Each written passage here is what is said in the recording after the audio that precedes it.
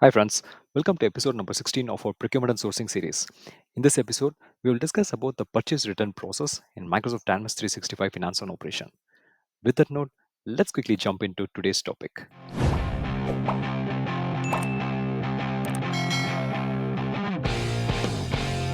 So in the part 2 of the purchase orders, we already discussed about the details of the processes, whatever we have listed out over here. Now in this episode, we will be covering about the written order process. So as far as when we talk about the purchase return process, there are two kind of options which we can use to return the materials back to the vendors. One is the option of using credit note, where you select a specific transaction or the purchase order which you have created previously into the system by which you have received the material. You pick the specific transaction and then return the specific material back to the vendor, or the option of using a return order type in the purchase order, where you just simply create a negative transaction line in the purchase order lines and then pick the material as per your convenience and then return it back to the vendor. So basically, when you use a credit note option, the action to copy lines from a vendor invoice document to a new purchase order, so the new purchase return order which you have created, you will be able to copy the lines from the vendor invoice document which you already created in the system. And there is option to do the return order directly in the purchase line also. We will see both the options, but in both the cases, one of the important point to note here is you need to specify the return material authorization number if you are using the purchase of the type, because we discussed about the purchase type. So the type, if you use the return order, then if you use the purchase order of the type return order, then you need to make sure that you specify the RMA number, which is return merchandise authorization, which is the kind of authorization which you receive from the vendor to return back the specific material to them. So that's the whole idea of using RMA number in the system. And then of course you can confirm the order and process the shipment of goods back to the vendor. So this is what we will be seeing in the system, how to perform the return material, especially for the purchase returns. So let's quickly get into the Dynamics 365 screen. Let me go back. So in order to create a return order, first of all, anyway, we already discussed about how to create a purchase order. So let me go to all purchase orders form. So in the purchase order inquiry page, you can also view at any point in time if you filter it based on the yeah, so already there are a couple of return orders which are already generated in the system. So if you filter it based on the purchase type, you can view it if there are any return orders which are already created in the system. But to create a new return order, just click on new on the top. So first we will see the option number 1 of creating a return order without using a credit note. So let me select a vendor. Let me give a site and warehouse. So here I will select the purchase type as returned order instead of purchase order. And once if we select the return order, then RMA number is mandatory. So if I click on OK, system will obviously validate for whether the RMA number is filled or not, right? So let me provide the RMA number, RMA 2310. So you need to provide this authorization, merchandise authorization, so it which confirms that the vendor has agreed to take this material back to them. So let me click on OK.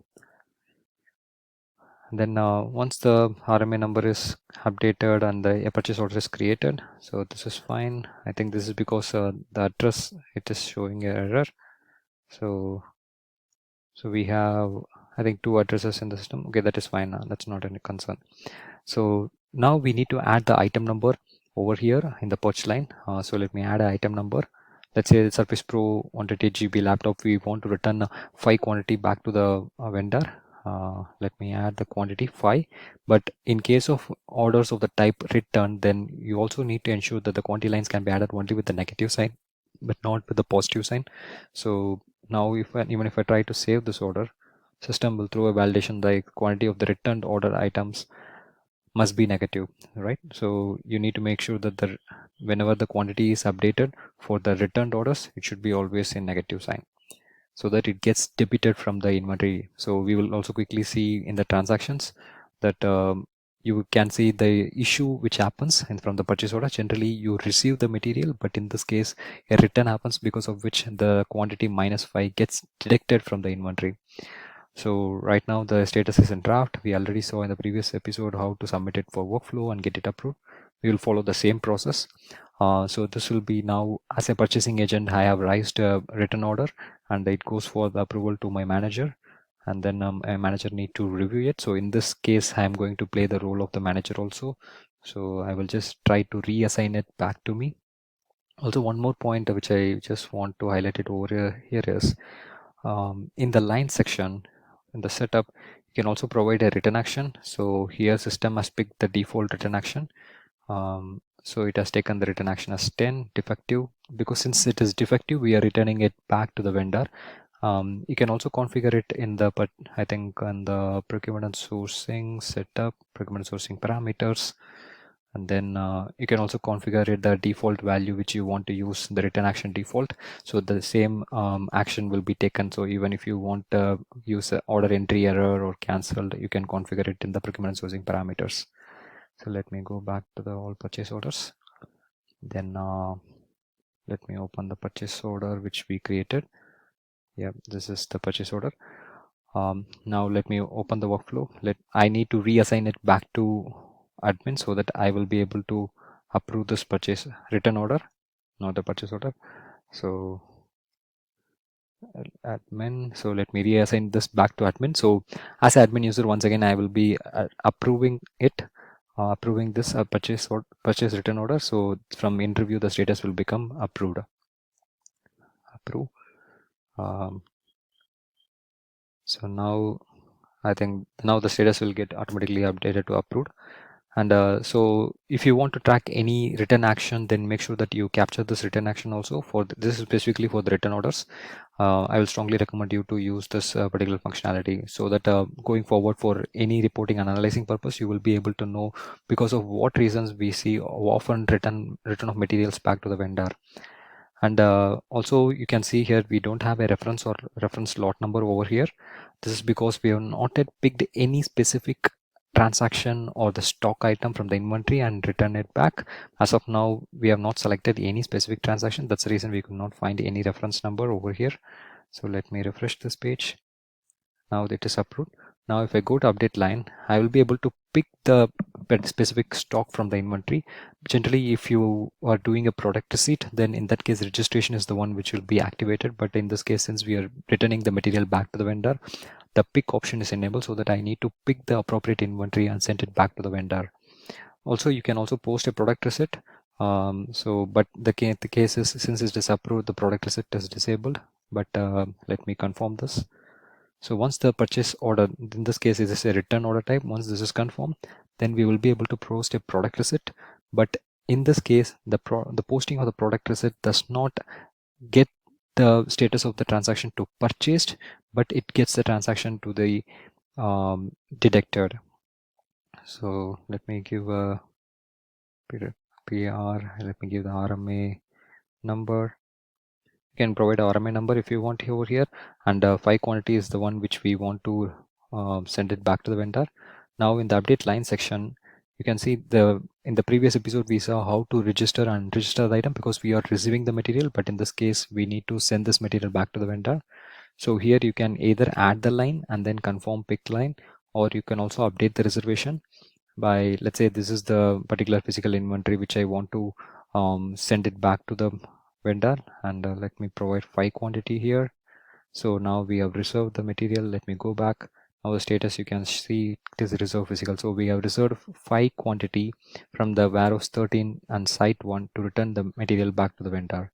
Let me save this, go back, then let me click on OK. So by this process, we have picked 5 quantity from the inventory, not from a specific transaction which was previously done with the vendor Acme Office Supplies, but we have, in general, we have picked a 5 quantity from the inventory. Even if you go to product receipt, you can see the negative transaction line for the 5 quantity got created. So let us check the inventory transactions also. If I go to inventory, then transactions, then here you can see, like I said, a detected entry got created than a receipt entry. So the 5 quantity is reduced from the stock. So now you can process the packing slip and then proceed for invoice and then dispatch the material back to your vendor. So this is one way of doing it. And still you can see in the line section, we don't have a reference number or reference lot. So we really do not know against which particular purchase order or which particular lot ID we are sending this material back to the vendor. So that's where the second option which comes into place, where Let me click on new. So vendor account, we create it the same vendor as Acme, the warehouse P11. So you can also create for the second option, it's not necessary you need to pick the type as written order, but it's always recommended to select the type as written order, because after getting into the purchase order form, you will be using the option called credit note. Once you use the option for credit note, then it's not necessary you need to use the type as written orders. You can also use the credit note option using the type as purchase order, but it is always recommended to use the type as returned order. So select the returned order and then provide a RMA number. So 2, then let me click on OK. So in this case, what we are going to do is we are not going to add the item number right over here. If you want, you can provide a return action. So let me provide a return action as maybe order entry error or vendor error maybe.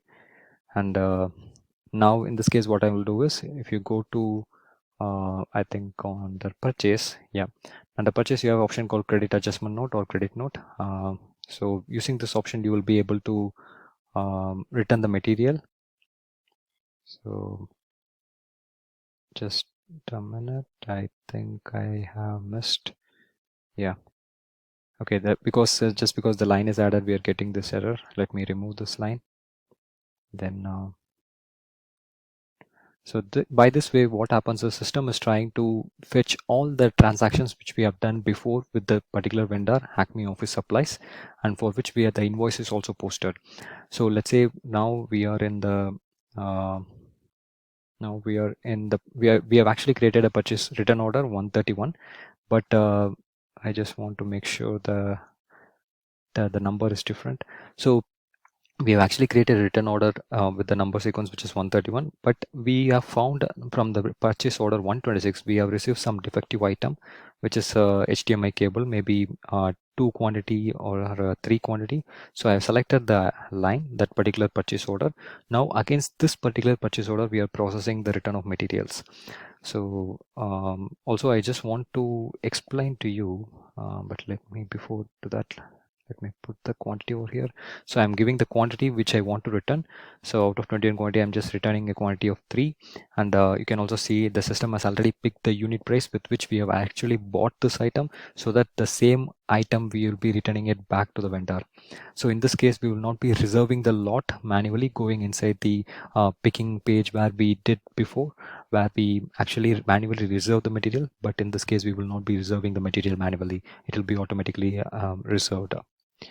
So, and we also have few parameters on the top where these parameters are automatically enabled, and except the one on the top two, the delete purchase lines. So if you enable this delete purchase lines, if there are any purchase order lines in the purchase order which we created 131, if there are any lines which are with the positive sign, those lines will be deleted, and only this particular line which we are adding right now, only this particular line with the negative quantity will be added into the purchase line, and rest all other lines will be deleted from the purchase order. If you want to do that, then enable this particular toggle, or else let me also go back to the slide. So this is where I have given the fundamental definition of each and every parameter which we have in the return process. I will strongly recommend you to pause this video and then go through this definition. I'm sure this is a self-explanatory. So that's the reason I just don't want to get into each and every definition of what are the parameters which we have. And all these parameters are automatically enabled, and you will not be able to disable those. I have written those also over here, and those can't be changed, right? Let me go back to the Dynamics 365 screen. Yep.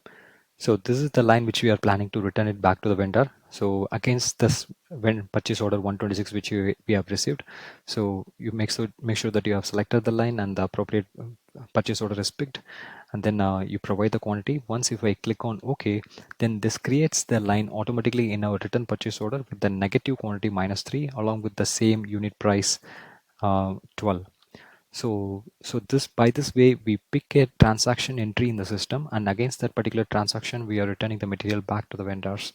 So this is something which highly used by most of the companies who are using the Dynamics 365 application. So now once again we need to follow the same process, but in this case, like I told you, what I want to show you is once if we submit and approve this particular return purchase order, then the material is automatically updated as physically reserved. We will not be going and manually receiving it, manually reserving it, sorry. So now you can see here on the product section, now you can also find the reference number, because we are trying to send the material back against the reference order 126, and also it has picked the reference lot ID. So reference lot ID is created against the each and every transaction entries.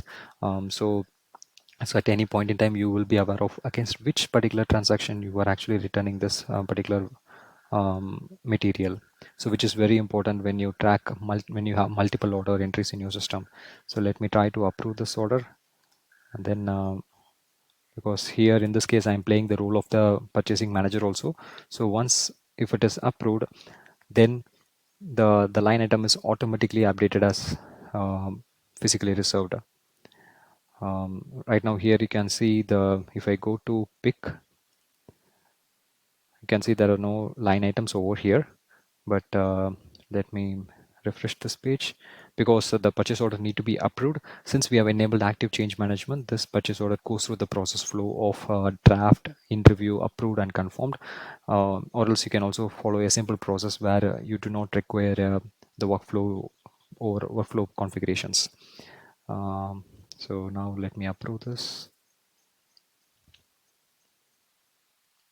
So now the purchase order should get updated into the status of approved, and then once again we will follow the process of product receipt, but in this case it has to be physically reserved, since we have picked a specific transaction against the purchase order 00126.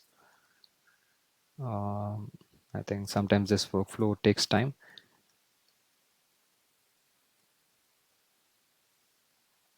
Yeah, I think the workflow status is completed. Let me refresh the page again. Yeah, I think now the status got approved. So now let's go and check the update line. Now we need to go and pick the transaction. If the user wants to pick, you can see already the transaction is in the status of reserved physical, because against a specific invoice transaction we have selected the purchase order 126, and right now against that particular purchase order we are returning the material. So that's the reason system has already updated the status as reserved physical. So let me go and confirm this particular return order. So now the user does not need to go and manually pick the item. So instead they can directly go ahead and post the product receipt. Now the status is in confirmed. Now if I go to receipt, product receipt, so here I can directly enter the RMA number, which is the authorization which I received from vendor, and I can directly click on OK. So now I'm not going to get into update line, pick the transaction and then post the product receipt. Instead, I'm going to directly post the product receipt. So this will once again detect the inventory against the specific purchase order which we already processed it with the vendor. So now if I go to the transaction update line, then inventory, then let me refresh this page. Inventory, then transactions. Yeah, you can see the issue status is detected. So this is how you can return the material back to the vendor. And also in the second case, you can see the reference number and the reference slot ID is also captured, because since we have returned the material against a specific transaction. So let's get back to the slide. So that's the overall idea of following the purchase return process in Dynamics 365 F&O.